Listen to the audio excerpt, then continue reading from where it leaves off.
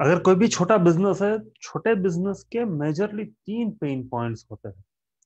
आप अगर देखो तो उनके प्रॉब्लम एरियाज अगर आप डिफाइन करो तो तीन प्रॉब्लम एरियाज मेजरली निकल के आते हैं। पहली चीज कि हमेशा फंड्स की दिक्कत रहती है, फंड्स की कमी रहती है, that is there is always lack of funds.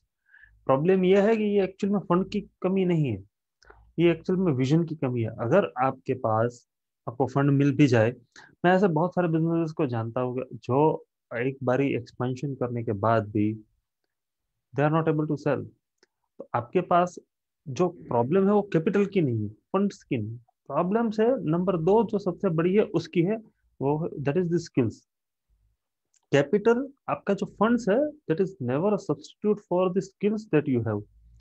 अगर आपके पास स्किल्स ही नहीं है, आप अपनी स्किल्स को बढ़ाते ही नहीं हो, तो फिर उसके बाद तो आप कोई भी कैपिटल लगा लो, कितनी भी मशीनरी लगा लो, आप चीज को बेच ही नहीं पाओगे। तो प्रोडक्शन करके भी क्या करोगे? आप चीज को बेच ही नहीं पाओगे तो परचेस करके क्या करोगे? आप अगर अपनी सर्विसेज को बेच नहीं पाओगे तो आप बड़ा सा ऑफिस लेके भी क्या करोगे?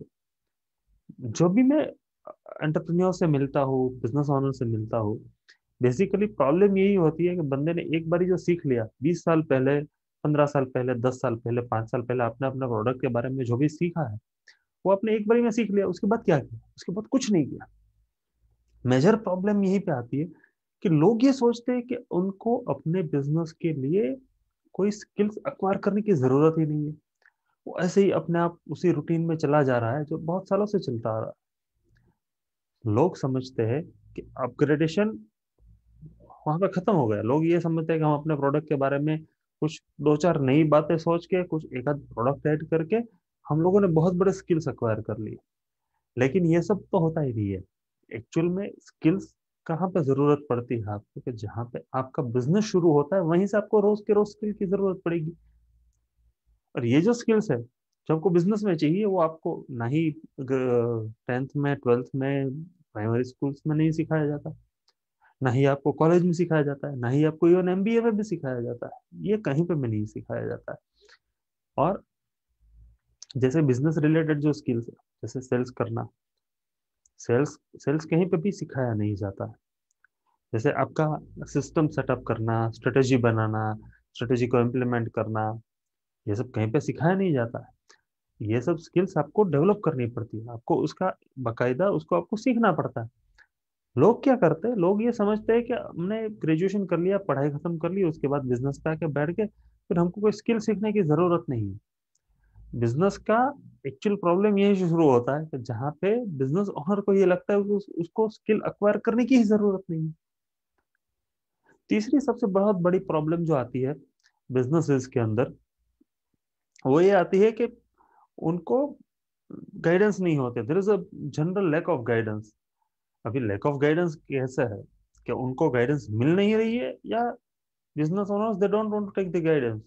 प्रॉब्लम ये है कि बिजनेस ओनर जब हो गए तो उनको ईगो आ जाती है। I have seen, I have even met many managing directors of the company who are having their personal coaches, who are having their business coaches. One person used to take coaching from me, लेकिन वो ना ही अपनी company में बताएंगे, ना ही अपने किसी friends को वो कोच रिकमेंड करेंगे। क्यों?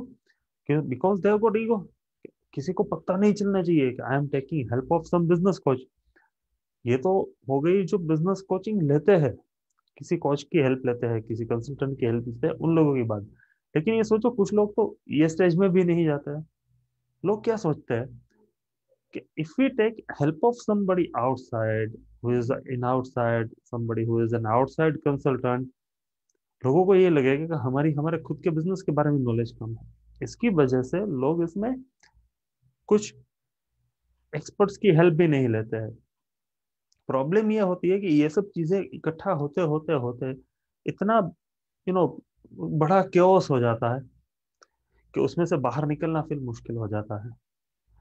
ये क्योस में से अगर करिस्मेटिक बिजनेस ग्रोथ की ओर जाना है, तो पहले आपको फंड्स का रोना रोना बंद कर देना पड़ेगा, क्योंकि आपको पहले अपना बिजनेस का स्केल डिसाइड करना पड़ेगा। आप किस स्केल पे हो, किस स्केल पे जाना चाहते हो। आप अपना गोल बिजनेस का डिसाइड करो, क्योंकि बगैर बिजनेस का गोल डिसाइड किए हुए आपको पता ही नहीं चलेगा।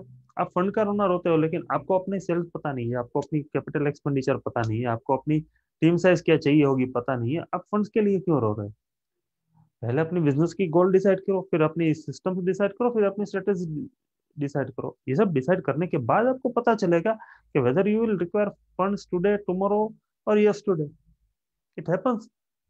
समटाइम्स ये भी होता है कि आपको फंड्स की रिक्वायरमेंट निकल गई, अब तो आपको आप वापस नीचे के स्केल पे आ गए। ये सब डिसाइड करने के लिए पहले बिजनेस गोल्स को अपने डिसाइड करना बहुत जरूरी है। बिजनेस गोल डिसाइड करो, अपनी सिस्टम सेट करो, अपनी स्ट्रेटेजी ठीक करो।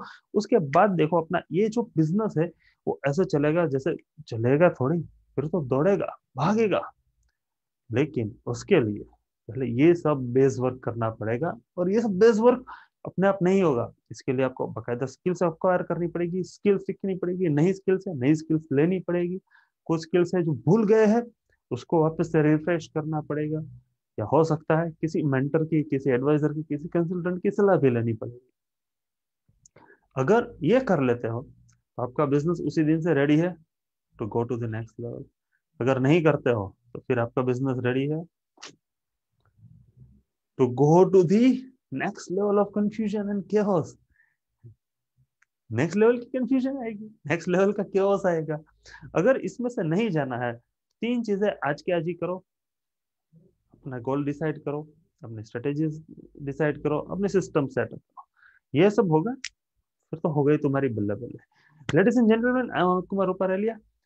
We were discussing about entrepreneurship and the problems entrepreneurs जो फेस करते हैं। Until we meet again, bye bye.